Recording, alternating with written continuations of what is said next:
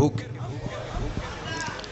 باقی ان کی عیاشیاں کہاں سے پوری ہوتی ہیں؟ ہر روز جو مہنگائی ہوتی ہے، یہاں ریڑی والا ٹیکس دے، یہاں چھابڑی والا ٹیکس دیتا ہے، کھاتا کون ہے؟ صدر، وزیر اعظم، جرنیل، کرنیل، جج، افسر، ڈی سی، اے سی، کون کھا جاتا ہے؟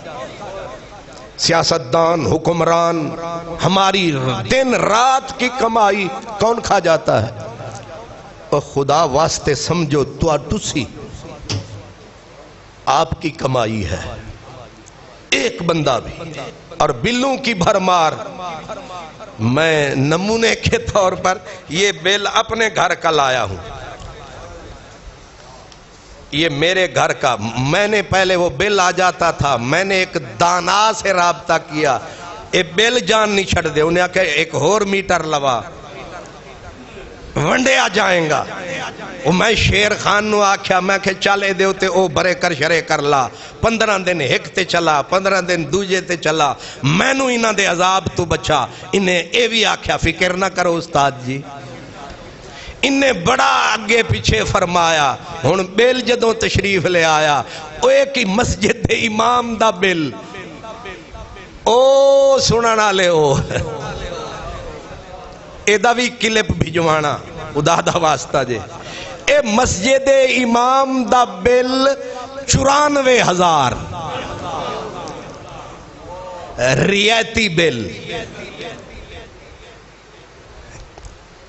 کتنا؟ اب آپ مجھے بتائیں، میں ان حکمرانوں کے لیے درود پڑھوں، ان کے لیے استغفار کروں، ان کے لیے دعائیں کروں، ان کو صلواتیں بھیجوں یا ان پہ لعنتیں بھیجوں؟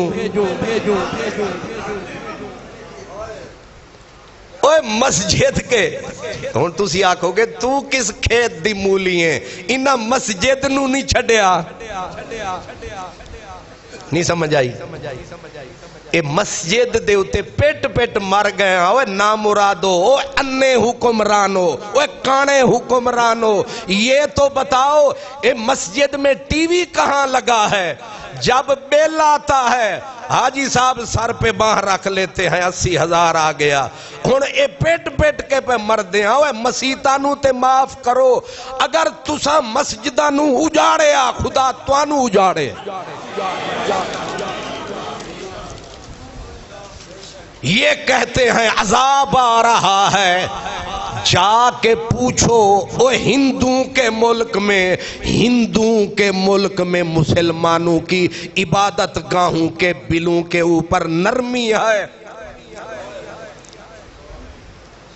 یہ جو خدا کا عذاب آ رہا ہے، بربادی آ رہی ہے، وجہ یہ ہے ان ظالموں نے عوام کو تو برباد کیا، ملک کو اجاڑا، مسجدیں نہیں چھوڑی۔